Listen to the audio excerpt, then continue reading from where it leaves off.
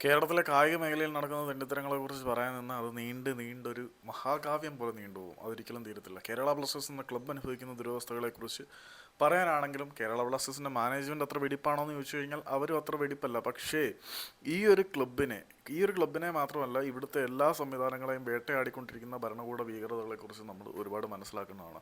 Kochi Tuskers ഗ്രൂപ്പിൻ്റെ കാര്യത്തിൽ ഒരു പ്രമുഖ രാഷ്ട്രീയക്കാരൻ നടത്തിയ ഭീഷണിയൊക്കെ എല്ലാവർക്കും അറിയാം. കൊച്ചി ടസ്കേഴ്സ് എന്ന് പറഞ്ഞാൽ നമ്മുടെ പഴയ IPL ടീം. അതിനെക്കുറിച്ചുള്ള റിപ്പോർട്ടൊക്കെ പുറത്ത് വന്നു. നമ്മൾ അതിനെക്കുറിച്ച് വീഡിയോ ചെയ്തതാണ്. പക്ഷേ അതൊന്നും ആരും ചർച്ച പോലും ചെയ്തില്ല. അത് പോട്ടെ, വാട്ട് എവർ ഇറ്റ് ഈസ്.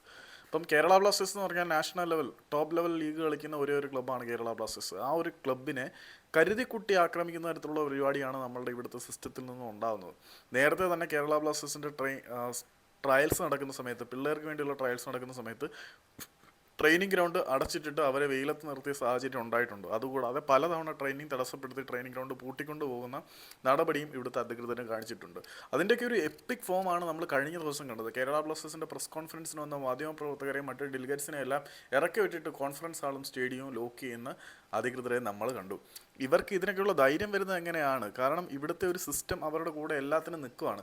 ഇത്ര ഇറസ്പോൺസിബിളായിട്ട് ഞങ്ങൾ കായിക മേഖല ഉദ്ധരിക്കുകയാണ് എന്ന് പറഞ്ഞ് അതിൻ്റെ പേരിൽ കച്ചവടം നടത്തി, അഴിമതി നടത്തി നമ്മളെ ഇല്ലാതാക്കിക്കൊണ്ടിരിക്കുന്ന ഒരു ഭരണകൂടം പിന്നിലുണ്ടെങ്കിൽ ആർക്കും ഇവിടെ എന്തും ചെയ്യാം. കേരള ബ്ലാസ്റ്റേഴ്സ് എന്ന ക്ലബിനെ സംബന്ധിച്ചിടത്തോളം നിലവിൽ അവർക്ക് ഏറ്റവും ഫീസിബിളായിട്ടുള്ള മാർഗ്ഗം കേരളത്തിൽ നിന്നും ഷിഫ്റ്റ് ചെയ്ത് ഹൈദരാബാദിലേക്ക് ലൊക്കേഷൻ മാറ്റുക എന്നുള്ളതായിരിക്കും. കാരണം കേരള ബ്ലാസ്റ്റേഴ്സിന് ഇവർ പണിഞ്ഞത് എങ്ങനെയാണെന്ന് ചോദിച്ചു കഴിഞ്ഞാൽ, അവർ GCDA അവിടെ മത്സരിക്കാതെ കോഴിക്കോടേക്ക് പോകാമെന്നുള്ള സിറ്റുവേഷൻ ആയിരുന്നു. ആ ഒരു സാഹചര്യത്തിൽ ഞങ്ങൾക്ക് റെൻറ്റ് കൂടുതൽ വേണ്ടാന്ന് പറഞ്ഞ് തിരിച്ച് വിളിച്ചു വരുത്തി. അത് കഴിഞ്ഞിട്ട് മറ്റേ പരിപാടി ഉണ്ടല്ലോ, അവർ കേരള ബ്ലാസ്റ്റേഴ്സിയുടെ സാങ്ച്വറി എന്ന പേരിൽ ട്രെയിനിങ് ഗ്രൗണ്ട് നിർമ്മിച്ചു കഴിഞ്ഞപ്പം ഇവരിനി എന്തായാലും ഇവിടുന്ന് പോയില്ല, ലോക്കാണ് എന്ന് മനസ്സിലായ ശേഷമാണ് ഇവർ ഈ പരിപാടി തുടങ്ങിയത്. എനിവേ, നടക്കുന്ന ഒരു ക്രിസ്റ്റൽ ക്ലിയർ ചീറ്റിംഗ് ആണ് എന്ന കാര്യത്തിൽ ആർക്കും യാതൊരു സംശയവും വേണ്ട.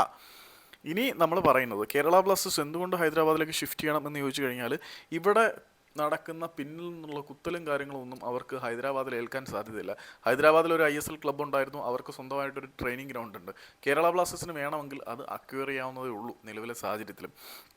ഗവൺമെൻറ്റിൻ്റെ ഭാഗത്തു നിന്നുള്ള പിന്നിൽ നിന്നുള്ള കുത്തലുകൾ ഉണ്ടായിരിക്കില്ല. അവർ ഫീസിബിളായിട്ടുള്ള സൗകര്യങ്ങൾ ഒരുക്കി കൊടുക്കും. കേരള ബ്ലാസ്റ്റേഴ്സിൻ്റെ ആരാധകർ ഹൃദയത്തിലെണ്ണവണ്ണം ആഴ്ന്നിറങ്ങിയ ക്ലബ്ബായും ബാഡ്ജായും ഇതിനെ കാണുന്നത് കൊണ്ട് പേര് മാറ്റിയില്ലെങ്കിൽ ഹൈദരാബാദിലേക്ക് ലൊക്കേഷൻ മാറ്റിയാലും കാരണം എന്താണെന്ന് മനസ്സിലാവും.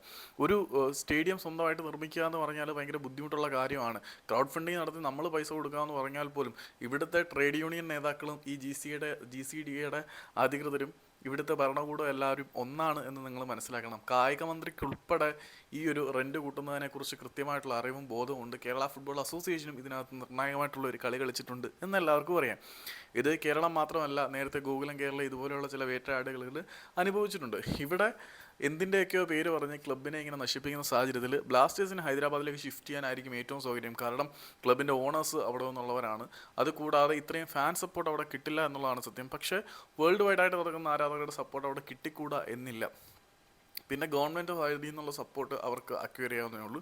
പിന്നെ അവിടെയും സ്വന്തമായിട്ട് നേരത്തെ ഹൈദരാബാദിന് ഒരു ട്രെയിനിങ് ഗ്രൗണ്ട് ഉള്ളായിരുന്നതുകൊണ്ട് ഇവർക്കും അത് വേണമെങ്കിൽ ടേക്ക് ഓവർ ചെയ്യാവുന്നേ ഉള്ളൂ. സോ എങ്ങനെ നോക്കിയാലും ഈ ഒരു നശിച്ച സംവിധാനത്തിൽ കടന്ന് ബലിമൃഗമാകുന്നതിനെക്കാട്ടി നല്ലത് ബ്ലാസ്റ്റേഴ്സിന് പോകുന്നതായിരിക്കും. ഇങ്ങനെയൊക്കെ പറയേണ്ടി വരുന്ന ഒരു സങ്കടമുണ്ട്. കാരണം ഇവിടെ നിന്ന് എല്ലാവരും ഓടിച്ചുകൊണ്ടിരിക്കുകയാണ്. ഈ കൊച്ചി ടസ്കേഴ്സ് നശിക്കാൻ കാരണം BCC ആണ് എന്ന് നിങ്ങൾ വിചാരിക്കുന്നുണ്ടായിരിക്കും. BCC അത് ഈ ഈഗോ ഇഷ്യൂ ആയിട്ട് എടുത്തതാണ്. പക്ഷേ ക്ലബ്ബ് അടച്ചുപൂട്ടാൻ കാരണം ഇവിടെ നിന്നുള്ള ചില രാഷ്ട്രീയ പ്രവർത്തകരുടെ കളി തന്നെയാണ്. സോ ഇതൊരു നെവർ എൻഡിങ് പ്രോസസ്സാണ്. ഇവിടുത്തെ കായിക മേഖല ഉദ്ധരിക്കും എന്ന് പറഞ്ഞ് അധികാരത്തിൽ വരുന്നവന്മാരെല്ലാം നമ്മളെ നശിപ്പിച്ച് പിച്ച് ചീന്തി ചോര ഊറ്റി കുടിച്ചുകൊണ്ടിരിക്കുകയാണ്.